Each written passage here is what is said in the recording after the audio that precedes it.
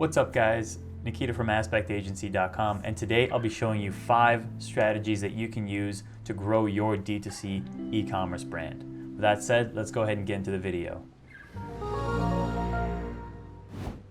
So here we are on my computer, and let's go ahead and just jump right into everything. Starting off with one offer. Now this is very important and very crucial because when you start off with one offer, it makes everything a lot simpler for you and a lot easier to optimize around the fulfillment, the actual offer, the messaging, your target customer, and it has you deal with a lot less SKUs. Quip is a huge example with just starting off with one offer. They only had one toothbrush and they had toothpaste, and they're still selling that one toothbrush to this day when they started off like 5, 6, 7 years ago.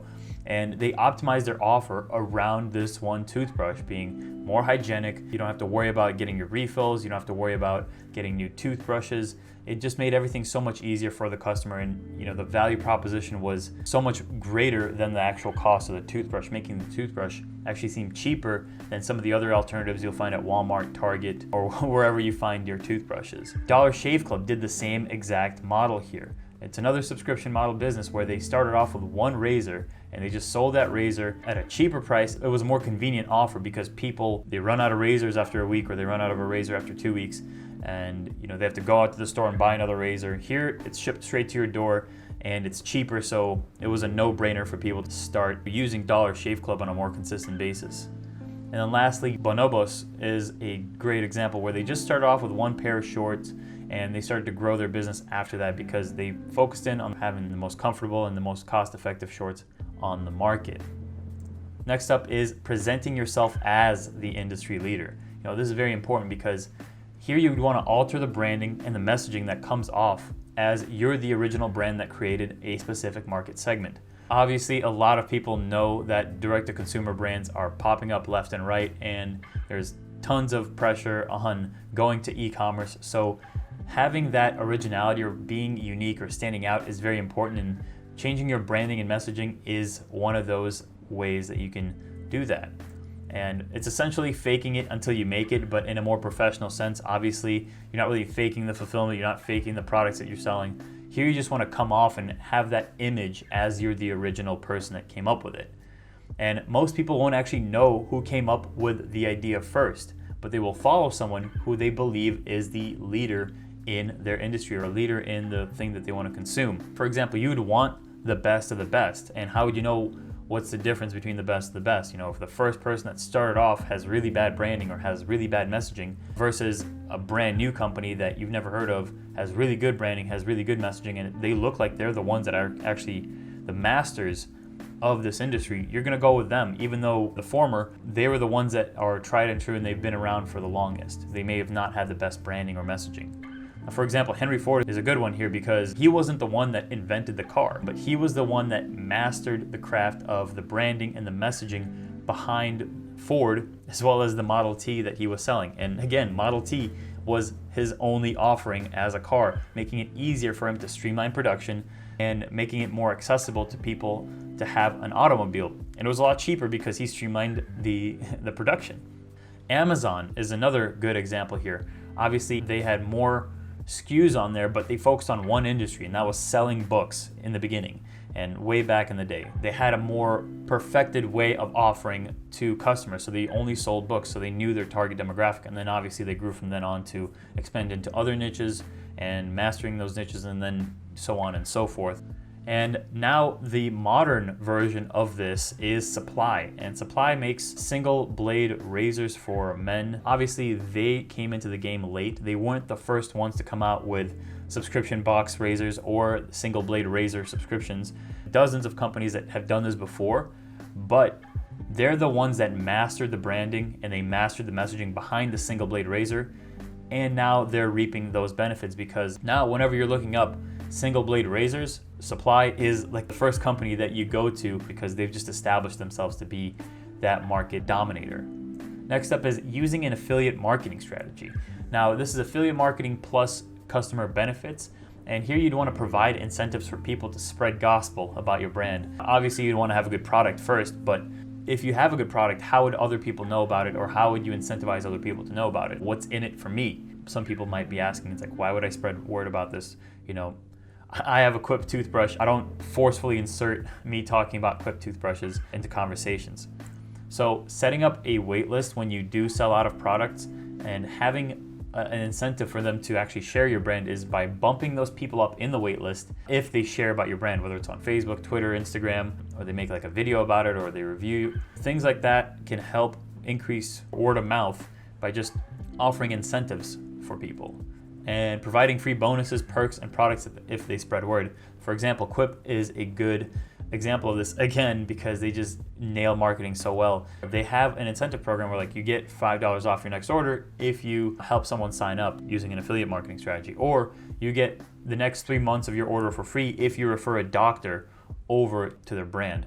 So things like that, just one by one, help stack up and have a huge impact on the amount of recurring orders coming in, so that way you can lower your cost per acquisition for customers. And then you'd want to go ahead and use the internet to its fullest potential. And this is where utilizing influencer marketing in your niche is crucial, especially now in 2021 and future years to come. People know ads, people see ads, and they can distinctly tell the difference between an ad and not an ad. So using influencer marketing and having a better presence in influencer marketing can significantly help your brand build up trust in people's heads when they are thinking of buying a new item or thinking of improving their life in a certain way by utilizing your product. Using TikTok influencers. YouTube has great offerings. Instagram is pretty much the godfather of influencer marketing. Twitter and even Substack, getting into people's newsletters if your product is that good is crucial. Now, the type of content to use, there's plethora of content that you can utilize with influencers and how you can take different creative angles with influencers. You can do unboxing videos, unbox therapy. Lou is huge in the industry, almost to a point where like it might not be as beneficial for you to use him because he's probably going to be very expensive to promote. But using more micro influencers or maybe medium-sized influencers for unboxing videos is crucial. And people love unboxing videos. Next up, tutorials. Those are huge, like how your product works, overall reviews and testimonials.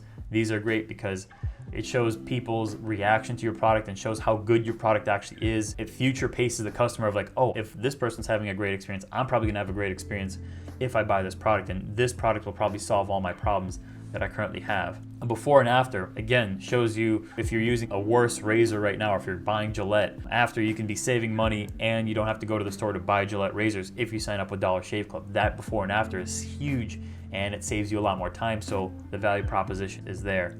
And then on the streets, first impressions. Now, Dr. Squatch is the king at this. They have a great product that smells great, it feels great, it's natural, and what they do is they go up to people on the street and they ask them like, hey, what do you think of our soap? Like, hey, do you think your boyfriend will wear this? Or how would you react if your boyfriend was using this soap? So using those kinds of guerrilla influencer marketing is huge and would highly recommend utilizing it in this day and age.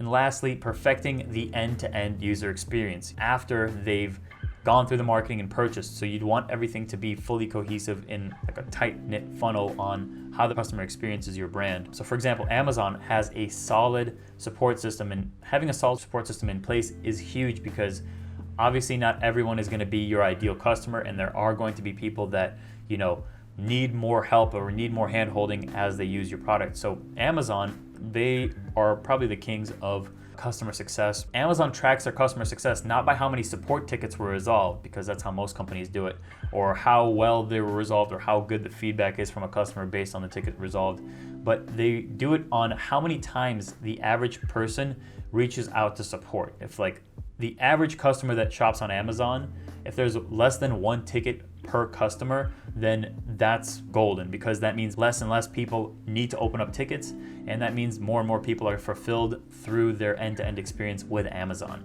Next up, mattress direct-to-consumer brands, they actually offer free pickup if you don't like the mattress. They have that 100-night sleep guarantee where if you don't like the mattress in 100 nights, you get a free refund and they pick up your mattress. So this is huge because it leaves out the hassle of a customer not liking your product, and it kind of makes it a no-brainer for them to just try it out. And 99% of the time when they try out the product, they're not going to return it. Not because they don't want to go through the burden of returning it, but because they like the product and they enjoy the product so much that they're not going to return it. And then lastly, Quip, again, I know I'm writing Quip here, but Quip has a cheaper and convenient alternative to toothbrushes. So making it easier for the customer to fully sign on with them on a recurring basis because they make it convenient.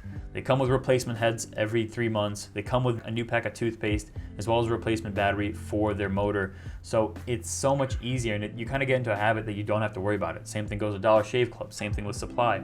All of these brands make it easier and more convenient for you as a consumer to just sign on and keep using them for a recurring basis. Like I've been using Quip for the last 2 to 3 years now because it's just more convenient for me to, have toothpaste coming in every 3 months instead of me going out to the store. Now, if you are a direct-to-consumer brand or an e-commerce brand and you want to drop your customer acquisition cost as well as increase your lifetime value of customer and increase your average order value, let's go ahead and hop on a scaling initiative call and see what Aspect can do for you. The link is down in the description below.